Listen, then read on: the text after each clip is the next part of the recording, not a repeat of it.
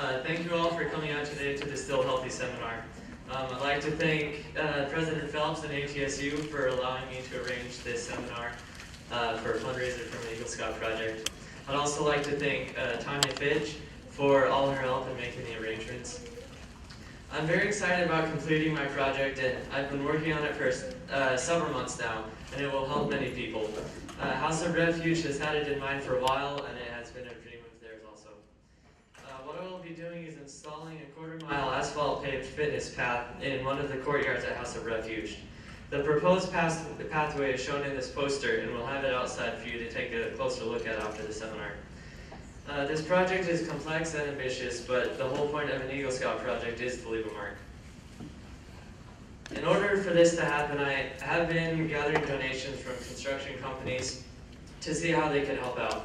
As you can see, the total project will cost about $10,000, but so far I've received $6,500 in cash and donations, and that does not include the labor that people have pledged thus far.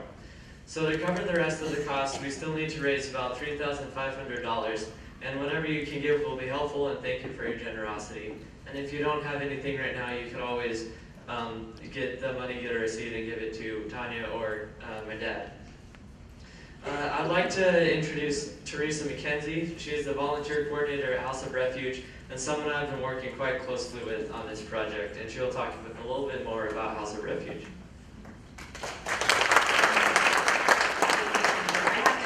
I've worked with a lot of Eagle Scouts, and this is the most ambitious project we've had at House of Refuge thus far. I'm very impressed with what Chandler has done so far. It's going to be a really awesome thing for our neighborhood. I just want to share with you a little bit about what House of Refuge is for those of you that may not know. We are a nonprofit organization helping homeless families and individuals that are in crisis. We provide transitional housing and supportive services. These services assist participants as they strive towards self-sufficiency. We are located on the former Williams Air Force Base on the ASU Polytechnic campus.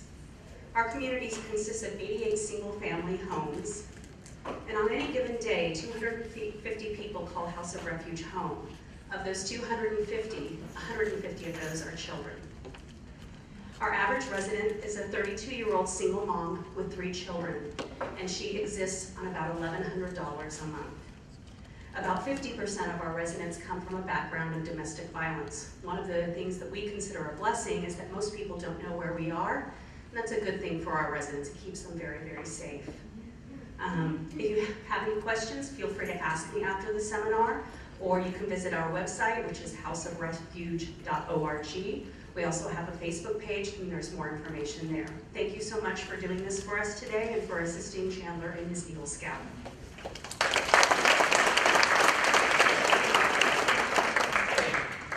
Now, the real reason why you guys all came out here today. He was a contestant on the season 12 of NBC's Biggest Loser. He lost 220 pounds in 6 months and ultimately won the show. He has been married to his lovely wife, Jill, for 20 years this December. They have 2 sons, Daniel, who is 9, and Dimitri, who is 6.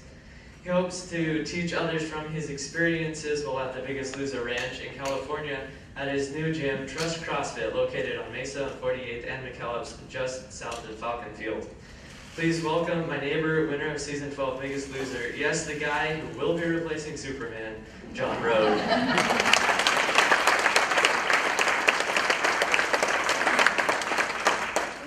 I don't know how I followed that, but thank you. That's a very gracious introduction.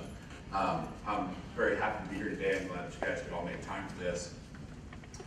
And what an ambitious project. I mean, wow, that's really neat. Very impressed with Chandler, and really impressed with the House of Refuge. I had no idea until Chandler let me know what was going on, that it even existed. And so it just warms my heart to know that that's out there for these people and for these single moms. When I began my journey, my wife and I spoke. You don't know if you're going to get on the show. You don't know if you're going to get callbacks. It's a huge, long, months and months and months of process. And she told me, she said, look, you know what, I can do this. And I'm thinking, our youngest is autistic, and our oldest is spastic. So you put those 2 things together, those are 2 dicks that we just don't want together. They're just rambunctious, they're hilarious. But matter of fact, I'll jump ahead and then I'll jump back, because I can do that. I've got this. my most favorite story, and they didn't tell me this until I got back from California, but at one point in time, my wife wakes up at 4 in the morning, and our youngest is naked on the trampoline with a hose on. I don't know how much better you can get of a story than that. So, needless to say, she took the doorknob, and turned it around so she could lock the boys in the room. Don't call CPS, it's okay. But my wife essentially was a single parent while I was gone. I was gone for 123 days. I left May 19th and I returned September 11th. I missed a lot while I was gone, but because I was blessed by my wife to be able to go, I'll see more now because of that sacrifice. And again, that's something that we'll cover in my presentation. So I lost 220 pounds in less than 6 months, which is really super insane. I was burning about 8,600 calories per day on average. Bringing in, I know, you're telling me, wow. That's nuts. That's a scientific term. You guys are big in science here. Pretty sure it's like nuts. But I bring in, it depends on the day, but I'm roughly eating around 1,500 calories, which it's really interesting because you think 1,500 calories and you don't think that's very much food. But if you're consuming fish is really low in calories. 4 ounces of chicken breast, 120 calories. There may be a quiz later. So. But if you think about it, and you never count like vegetables. You don't count the garden vegetables. But 1,500 calories is actually quite a bit of food if you do it right. So long and short of it, I would work out on average about 8 hours a day. And have you seen that movie Groundhog Day? Yeah, lived it. Sweat, stink, sweat through shirts, and it's so funny because you get to a point where you clear the mechanism and the mind and the body kind of come to an agreement. The mind won't stop the body because the body will just do whatever. The body will just go. You'll work through the blisters and you'll work through the cracks in your heels and your feet on fire and metatarsal stuff and other fancy stuff that I have no idea. One of my most fond memories is the athletic trainer for the show used to be the athletic trainer for the Cubbies, Sandy Crump. And Sandy would work on me before events and before challenges, and so he's a slight man, he's not real big, and so he'd be on all fours on my back, just loosening me up. And he poured his heart and soul into me just as much as I poured my heart and soul into the show. And again, all that was possible because of my wife. But people want to know, how did you do this?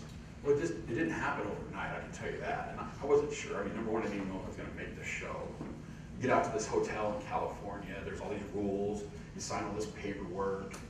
It's ridiculous. But when you're that desperate, you'll do just about anything. So what I've done is I've gone back and I've looked at how I did what I did. And I put it into this PowerPoint presentation.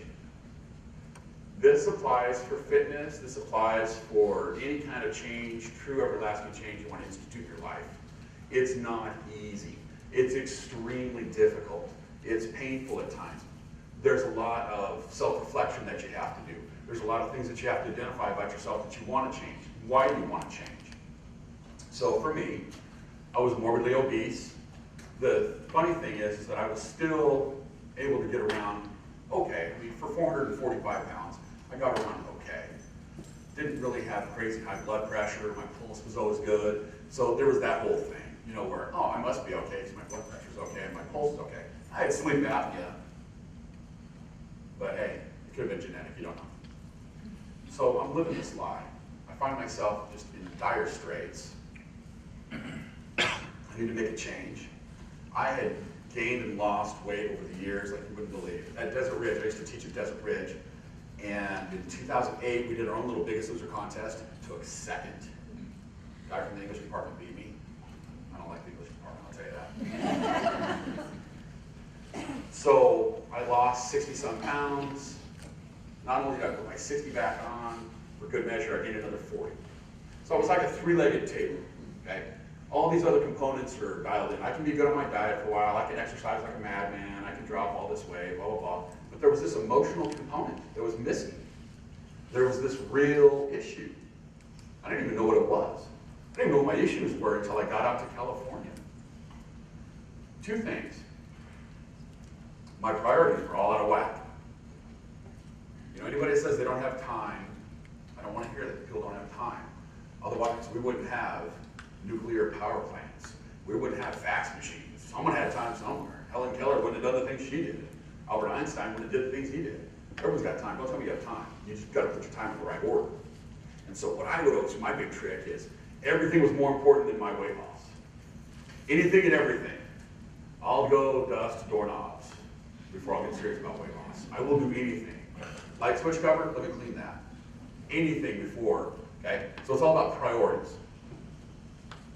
And the other thing is you have to be willing to reflect on yourself. Now, I was not thrust into this situation. I begged for it.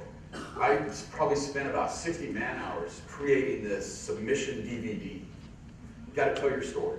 It's got to be peppy, snappy, yet compelling. You know, these NBC executives are going to watch this thing countless times. So you've got to draw them in, right? But it can't be too over the top. What I had to do is I had to figure out, why am I like this? Why am I 445 pounds? What happened? What's going on? So I would shoot the video, watch the video, it's garbage. So I reshoot stuff, rewatch it, burn another disc, watch it again. And as I go through this process, I began at the beginning. What was wrong with me? And it was. I had to tell my story, and it was heartbreaking to actually look back at my story and to see failure after failure, absolute desperation, and what I'd let myself become in my own hand. So if you really do want to change, I'm not saying you have to spend 40 to 60 hours making a submission video, but honestly, you need to have some real serious conversations with yourself. You don't have to share it with anyone else, but you really need to figure out your true motivation. Like, people always talk to me about weight loss. I don't know why. You know, and I'm like, well, what's your motivation? Oh, I want to look good in skinny jeans. I'm like, I want to throw up. Looking good in skinny jeans clearly isn't a good enough motivation for this person. Otherwise, they'd be doing it. The real motivation is somewhere else. Otherwise, it'd be done. Okay? People's motivation for brushing their teeth is they don't want cavities. So if someone tells you they don't have cavities, I'll bet you brush your teeth. Yes, I do. You know, that real motivation is somewhere. You just have to be willing to dig deep. And a lot of times, it hurts to even say what your real motivation is. It can be embarrassing. You can feel vulnerable. Trust me, it's okay to be vulnerable. It sucks, but it's okay to be vulnerable, because that's part of the process. So I'm in this hotel in California, and we're there forever, and you're not allowed to talk to anyone else. And you see all these other fat people around, and you're like, I wonder what they're doing here. You're not allowed to talk to anybody. So there's a lot of winking going on. A lot of winking. So there's a ton, and there's less, and there's less. And next thing you know, you've been there for like 12 days. And like, hey, come downstairs. You know, we want you to sign something. We're gonna put a shirt on you. And then you're standing there like, oh, by the way, you made the show. And then you take this picture. Can't believe they got me smiling on that one. Weird. So there's some important factors in figuring out this true motivation. First and foremost, just be honest with you and who you are and why it is you want what it is that you want. Okay? And this is huge. Honestly, truth really is the foundation for change. You can't hide the truth. The truth will always come out. Everything is based on truth. Everything.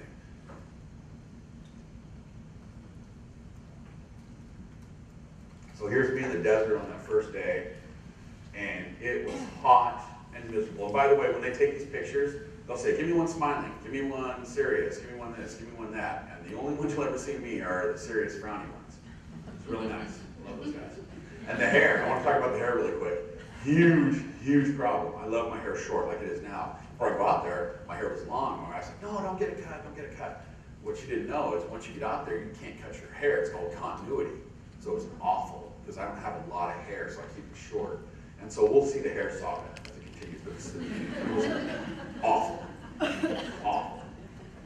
So you have this desire, but if you're not focused, it's not going to happen, okay? So when you have that desire, then you can couple that with sacrifice, and you've got to be willing to do the work. I had this little routine. I did my stupid little routine every single day. I get up, like a Groundhog Day, I was telling you about that. I get up, I drink 32 ounces of water. Okay, feel free to write this down, or I can email it to you later. And then I go and I walk 2 miles. I come back to the house, I eat breakfast. The first 2 weeks, I was so miserable, I didn't want to eat. I would take a bite of a hard-boiled egg and chug it down with water, and another bite of a hard-boiled egg and chug it down with water. I didn't want to eat. It was so miserable. I mean, eyelashes hurt. You ever had your eyelash hurt? It was awful. I'm eating aspirin like Tic Tacs until Bob Harper found out. He's like, can you stop eating aspirin like Tic Tacs? I mean, it hurt. Everything hurt. So I go on my little hike after my breakfast. I go on the, you know, where they film, you know, the intro to MASH, you know. So I go hike those mountains, and I go up top, and then over the back was this beautiful Hindu temple, and I'd go and look at that. And, oh, hey, that's nice. And then I'd get back to work. And then spinning for hours and walking countless miles for hours. And it all works out to be about an 8-hour work day of working out, and that's how you get your 8,600 calories burned for the day. Now, the show is the show. There's a film schedule. You comply with the film schedule. So if John has to burn X amount of calories, or Bob Harper's going to kill John, John has to get up earlier. Sometimes we'd be up till 2 a.m. You see those like nighttime interviews, like, they don't seem very excited because it's 2 a.m. and it's cold. And I've been up since 6 a.m. You know, it's crazy. It's absolutely nuts, the things that you find out, because, you know, I watched the show a couple of seasons before I got out there, and I was like, it just don't seem so chipper in those night interviews. I wonder why. Because the snot's freezing on your nose, and it's July in California. You're like, really? How can it be this cold? So it's incredible, but what you have to do is you have to figure out what you want, how bad you want it, and then make it fit. Even if you're up till 2 a.m. doing your silly little interview, you know, about so-and-so that just got, you know, the boot, you've got to push, okay? So couple that desire with your sacrifice, and that's how you're going to get to that change. Talk about becoming focused on the present, okay? You've got to learn from your past, plan for the future, but you got to live it right now. Right now is where you got to live. The hair continues. I had them go by. You can't go to the store. You don't just hop in a car and zip down to the store. You're stuck there. It's like a little dorm room, right? So you give them some money, and they'll go to the store for you. I just told them, give me gel, give me hairspray, spray gel, give me some Brill cream. I mean, just give me every hair product that Suave makes, and I'll see what I can do with this. And it was just a mess. Just an absolute nightmare. And every day I was cursing my wife.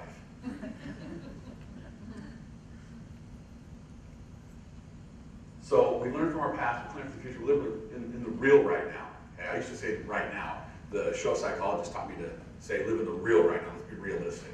Okay? Open and honest communication. I can't stress how important open and honest communication is. Start with yourself. And then let it spread to others. I mean, you don't have to, you can still use tact. You don't have to be tactless. But open and honest. I don't want to do X because of Y. Just say it.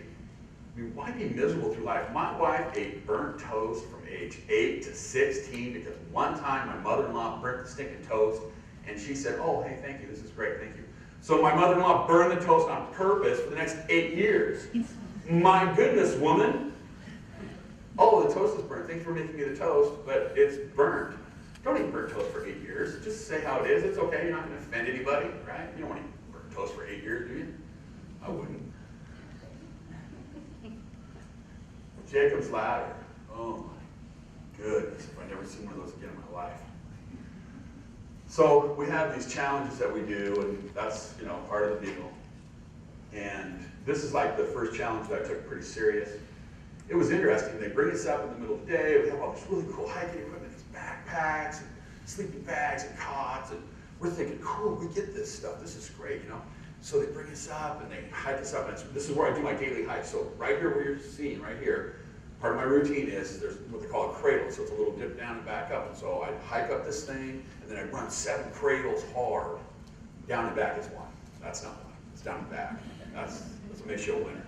That little extra, okay? So this is my turf. I own this. I hike this every day, okay? They are in my area, right here. These guys didn't like to do that hike, okay? That's part of my routine, my ritual. So they bring us up there, and it's still daylight, and they're telling us about this thing we're going to do. And at first, and they didn't tell us till later, at first, it was going to be a 24-hour challenge. So if you needed to lay down and rest, you could, but they were going to see who could climb the most in 24 hours. And that's insane. Who thinks this stuff up? So then they changed it, and then they're going to have us climb as high as the highest peak in the continental United States. I don't know, like some 14,000 feet or something. Like, yeah, we think you guys could do it maybe like, an hour, hour and a half. Really? So, I don't know. We kind of were like, you guys are nuts, which is the first time we ever spoke up for ourselves. But again, open and honest communication. So they sent us back down to the house. They sent us to our room, essentially. And then they revamped everything. You're going to climb a mile, 5,280 feet. That's doable. I did it in just over 89 minutes. So that whole 14,000 feet thing, I don't want to meet the guy that did that in 90 minutes. Punch him in the mouth for being a liar. So I took maybe 3 20-second breaks. I got into this zone. I got into this mode. It was incredible. My right hand was numb for about 6 weeks after because I just jammed my hand into the handle on the side. It's really interesting too because you never really know what you're doing. Like wardrobe will come in and they'll put water shoes on you and you get a swimsuit and I go, oh, we're gonna swim. No, we're gonna go down a 300-foot slip and slide down at Pepperdine. You never knew what you were gonna get. They come in with construction boots and gloves, you're like, we're gonna build something. No, you're gonna go through some letter challenge, and snow and sleet and hail. And so life will throw weird things at you. Just use those things that life throws at you to help you be successful. You can adapt and overcome. I really, really did not like the Jacob's Ladder ball. So not only did I not win the show on the first day, I didn't even know how things were going to pan out. It was dicey from day one. I'm telling you, it was real dicey. Right? What I did is I strung together a bunch of small victories. I didn't win 80 challenges until like halfway through the season. I didn't care about the challenges. They weren't a priority to me. See, that priority thing keeps coming back. My whole thing in the beginning was, you know what? I need to drop a boatload of weight. I need to make sure the black team stays okay. Because if we're not okay, I know who's going to hit the skids. So I just worked hard and pushed and pushed and pushed. And then about halfway through the season, when we're in the singles and it was a better advantage for me, then I took the challenges a little more serious. Plus the challenges were a little more accessible later. Okay.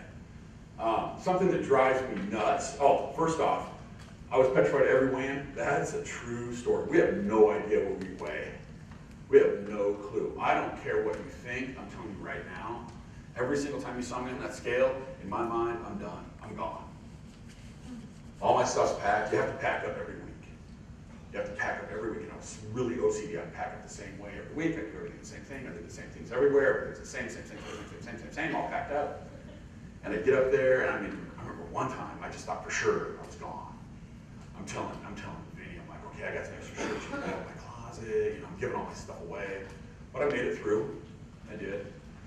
Never assume victory. I went out to season 13 finale, took my wife out there, and NBC had me tweet and some other stuff. It was really weird. But anyway, so it got me a backstage pass. I went back and I saw the 3 people that were trying to win season 13. And one of them, who didn't win, told me, I got this. And I'm like, ooh, good luck. I was petrified every second. Every second. And you know what? It's okay to be nervous. It's okay to not assume victory. It's nice to have a little swagger, but let me tell you what, I think you'll be more effective if you come in with an attitude of, I'm going to do the best I can and we'll just see what happens. Okay? Honestly, I have no problem with swagger. I have no problem with people being confident. That's great. But honestly, at some point in time, you just got to do the work and just let the chips fall where they may. And please, never quit. Giving up hope is terrible. Don't do it. Through our story, we adopted our youngest son Daniel in 2003. 2005, we decided we'd try and adopt again from Russia. We took out a quick refi on our house, got some cash, started the process. Unfortunately, a gentleman that owned a company that we were working with invested our money along with a bunch of other families' money. So all we were left with was a picture of a beautiful little girl that I named Hannah and a medical report. And then we ultimately ended up losing our house along that deal. So we got no kid. I have no idea what's going to happen to poor Hannah. Things aren't good in Russia if you don't get adopted out of the orphanage by the time you turn 14. It's not good. And we got no house. And so, these are terrible things. It just feels like a punch in the mouth and another punch in the mouth. But the nice thing is you can pick yourself up, dust yourself off, and just keep moving. Okay? Life can be really, really bad. It can. But good things can come of that. We were able to dust ourselves off, and a few years later in 2010, we were able to adopt our youngest son, Dimitri, from Ukraine. And so we didn't give up. It took a little while to get back in the game, but we got back in the game. So here I am at the marathon, and good experience. I finished third, and really happy with that. I finished 10 minutes behind the winner and 5 minutes behind second place. I'm just thrilled. It was fantastic. Great experience. 5 hours, 15 minutes, and 5 seconds.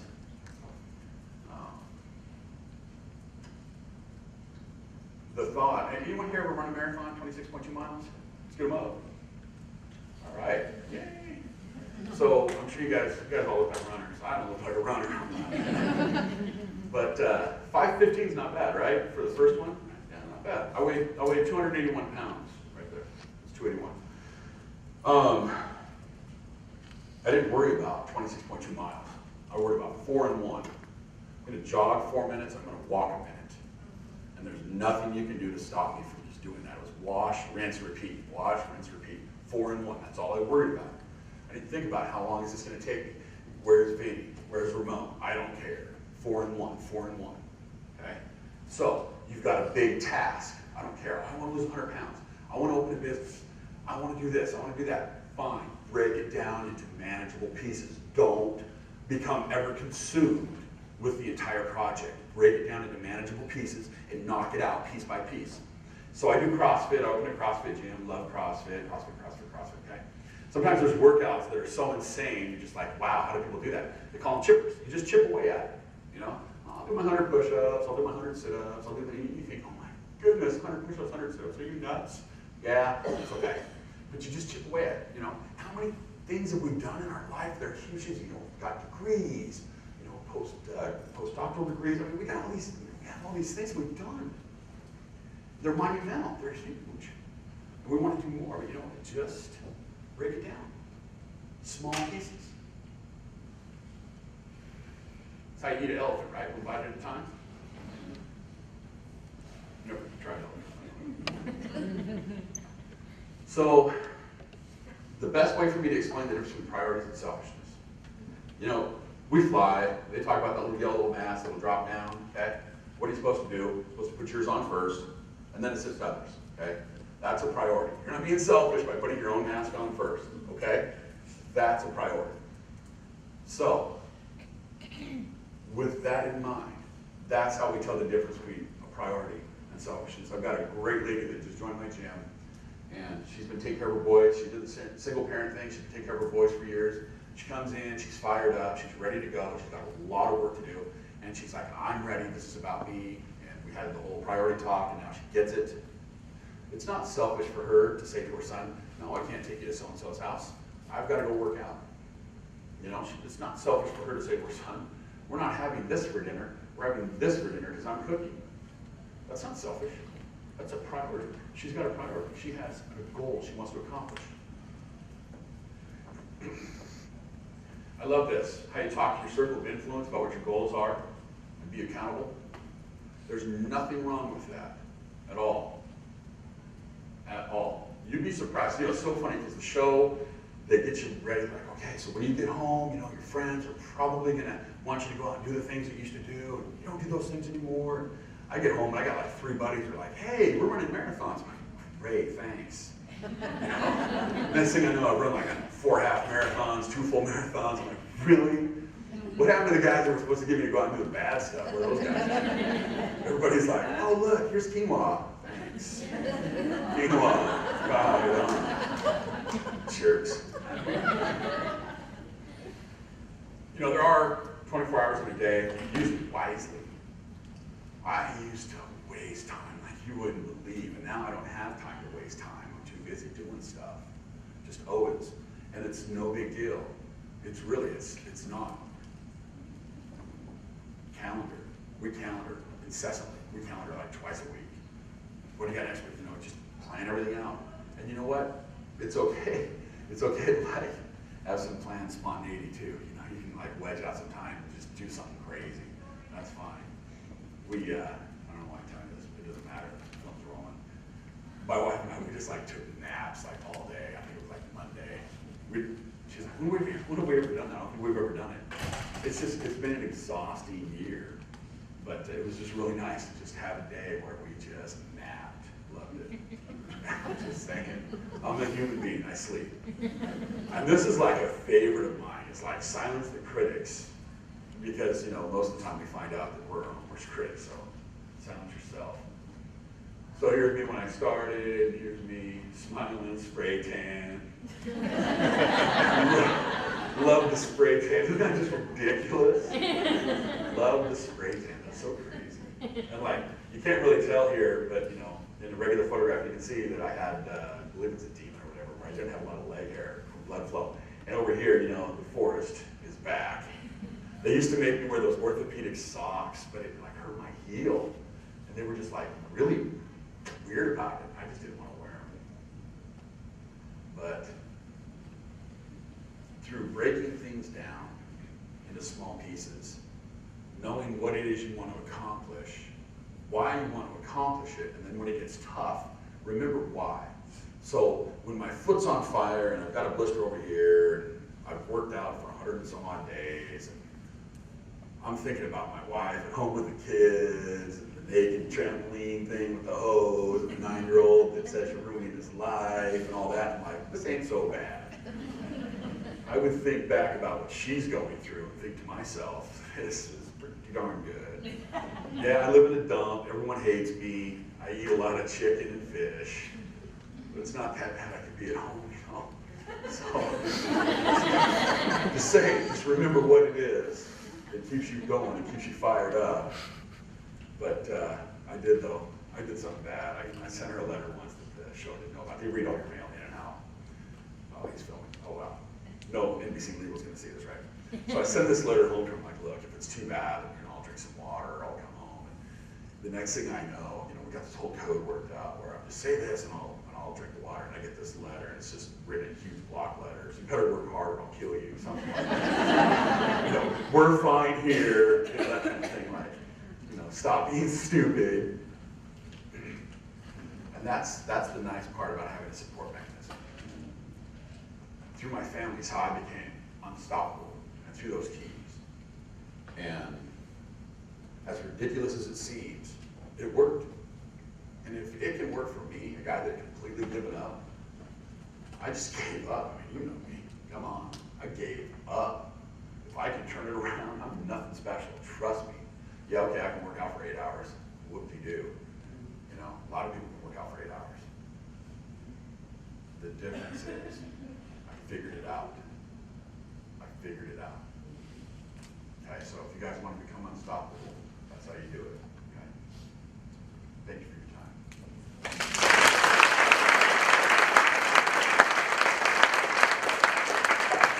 5 minutes for Q&A? Sure. Oh, yeah. It's right here.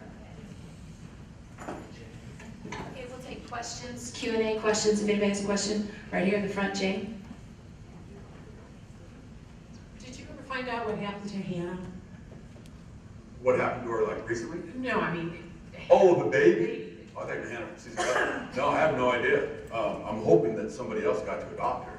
And we have no way of knowing. It's really sad. It ruined me for a lot of years. Isn't that terrible? She was cute too. But I tell myself, I lie to myself, I tell myself she's fine. Go ahead, your question. Okay. My name is Mike Maher. I'm in the medical school program. You don't want to wrestle, do you? You stood up. I don't wrestle, I run, I'll run. Can I actually see the microphone? Yes, you can. No problem. Probably 100 meters. So the reason, there's a couple things I just wanted to say.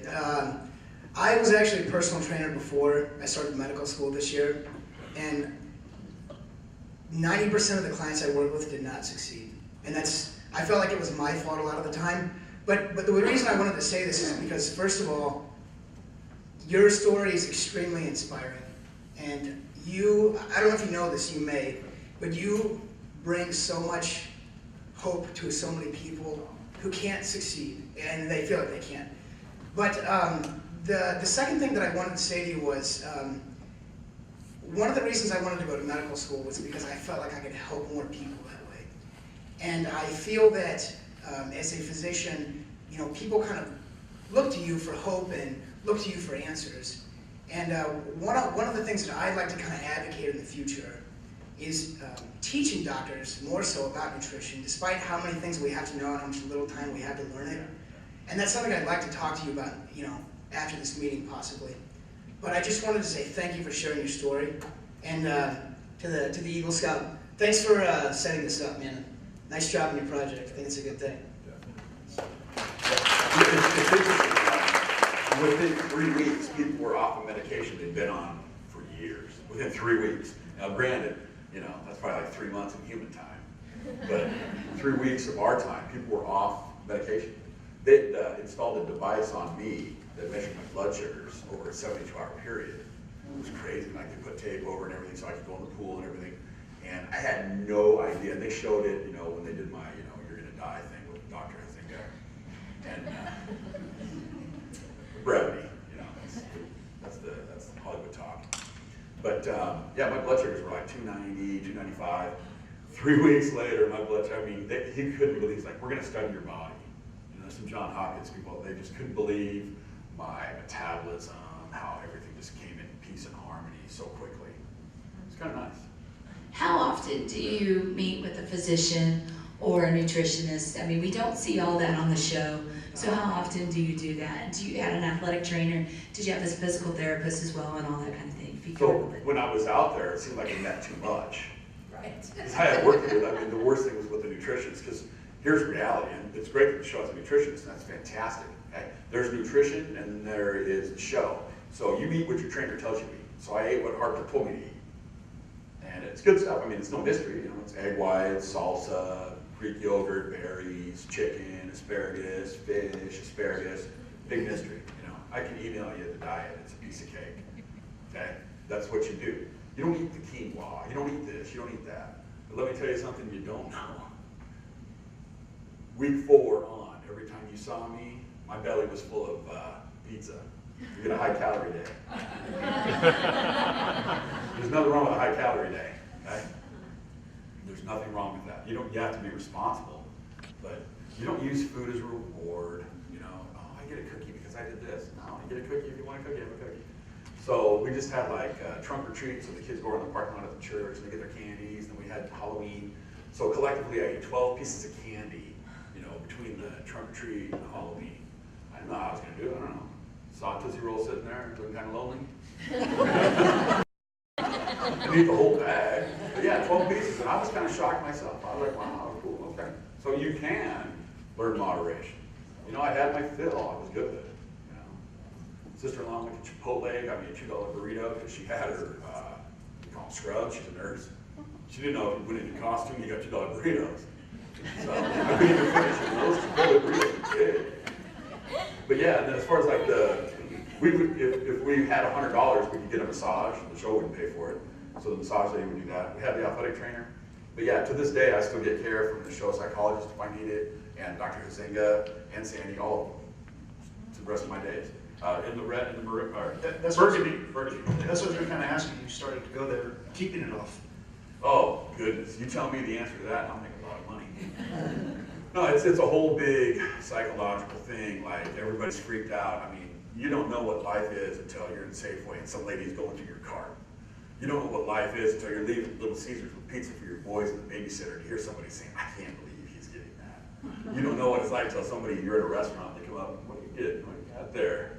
You know, you go out on a business lunch and all of a sudden everybody's ordering salad. Don't lie to me.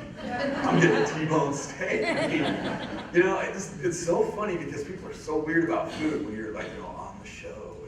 It's so weird. I'm like, order what you order, because I know I am.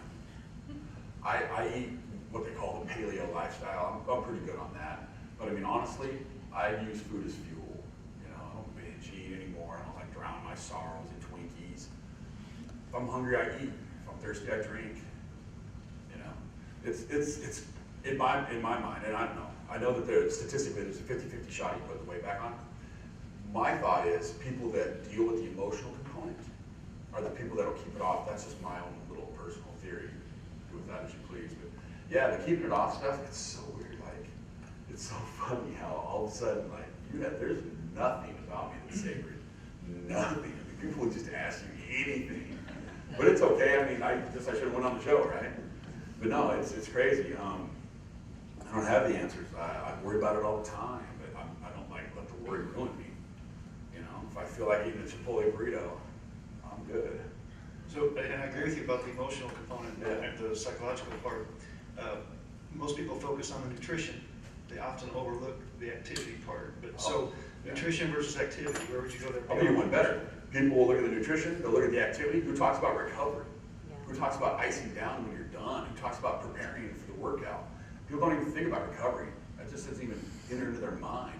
You know, you look at these workouts that I'm putting these people through. I take people with a sedentary lifestyle, and all of a sudden I'm doing crazy stuff to them, and they've got to do the recovery. And so honestly, yeah, it's about calories in, calories out, but what kind of calories you putting in? You have 1,600 calories of Snickers, and she can have 1,600 calories of stuff I tell her to. I guarantee you she's gonna outwork you. You know, might take her a little while. Trust me, keep eating your Snickers. So even the calories, it's not just the calories, it's what calories, and when do you put them in your body? So trust me, it's a big, complex. Why do you think Dolbeck got his keister handed to him? Because he was the new guy. I mean, this isn't easy. You can't just take morbidly obese people and like start working them out 8 hours a day and have stuff not go bad. You've got to understand how all this works. You know, in the show, it's kind of gimmicky, in a way. You know, I don't know a whole lot of people that all of a sudden just start working out 8 hours a day.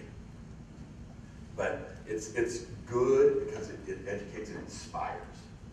And I would do it again this second. If you told me I had to crawl on my hands and knees back to California, I'm gone. I would go right now. No regrets. So 2 questions. Yeah. Your first 2 weeks, are they making you do 8 hours a day of exercise, or your first 2 weeks? They don't make you do a thing. Okay. You choose. You do. You Okay. choose. That's why there's different numbers on the scale. That's why some people lose 2 pounds and some people lose 15. Okay, and then you already partly answered this. So the way you're recovering from that is the icing down. There was a recovery period that didn't. I took naps.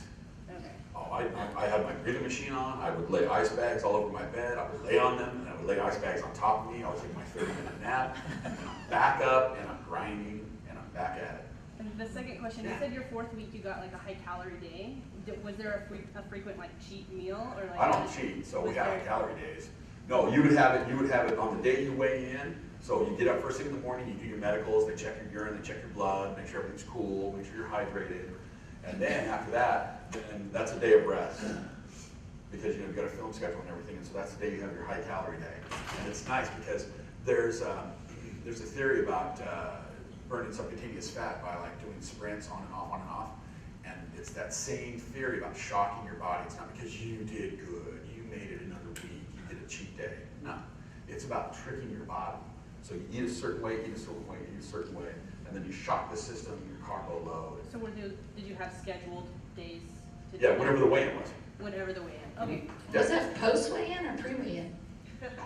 You weigh in first thing. You did great! Silly. You weigh in first thing in the morning, you know, get that out of the way. And then everyone goes down to the kitchen. Next thing you know, people are making like ham and egg sandwiches. And we're planning our trip to frozen yogurt and Domino's. What did you think of the makeover show? Sorry. No, it was That's my favorite one to It watch. was crazy. We were supposed to go to New York City, but Irene hit New York City. So this is what's wacky. They do all your clothes. Even the one person that's going to get voted out, you know who it is. Because the way Hollywood works, everyone's got to have their clothes. So Ramon that got the axe from Antone, he still had his clothes and everything, but the hurricane hit, so we had 9 uninterrupted days to work out. Daddy got to work, let me tell you what, it was nice. They had my suit and the tailor had even tucked it in more, tailored it, tightened it, even from, when he put it on me. I had these 9 days, they had to take it in 2 more times. They came to me like, can you stop? We can't tailor it anymore. They'd already shot photos and done this and done that. I had time. I had nothing but time. That's when I grew out my beard, had my turkey neck, and beautiful week, amazing week. It was so cool getting to do all that stuff. And then seeing my wife was nuts because they sent her out too early. I was walking down at the Kodak Theater, where they do You're the giving Rose Oscars, a Oscars. So I'm coming down this thing, and I see my wife, and I haven't seen her in like, 100 days. And I just start running. I mean, got my suit on and everything. I got a beard. And I don't look anything like when I left. And she's like, who's that madman? My husband would take him out. You know, and so I mean, I'm just like, and I get up there and I'm like, I'm about to tear the button off my thing. I want to show her, you know, this is what I've been doing. I want her to know that while she's been sacrificing home, I've been working very hard. It was funny, she got there, like, you're met by Cassie, and they come pick you up at the airport. She's like, so how's he doing? He's like, oh, he's so focused, he's so serious, it's so cool. And she's like, okay, but how's my husband doing? So I'm really deep down, I'm just a goofy goober. But it's okay, I got out there and I was business John, because, you know, it was a rare opportunity. I got someone's spot. Millions of people want that spot. I got it. I'll work for it. Yeah, Make Our Week was cool. Other questions? How about, when you lose that kind of weight, how about all the excess tissue? You said your turkey neck. The tissue is an issue.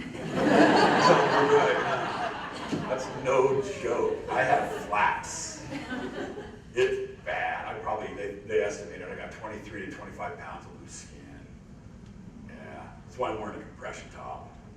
If I didn't have, you know, I can wear an extra large t-shirt on top and large shorts on the bottom, but it shows my curves, my flat. So I wear a 2X. Like, right now I'm wearing a compression top. I got a lot of skin. It's really sad. You know, it's funny, you weigh 450 pounds and you can't take your shirt off at the beach. You lose 220 pounds, you still can't take your shirt off at the beach. You know, I've got accessories now. Can't you remove that though? Oh yeah, I want to wait and make sure that I'm not gonna, you know, relapse and, you know, start eating Twinkies by the 5. Stuff like that. But yeah, maybe I'll give myself another year, and then there's a couple different surgeons that have expressed an interest. I might actually go with the skin bag. Right. Yeah. Good strong skin. Well, thank you, John, for coming. Thank you, Chandler, for bringing this project to us.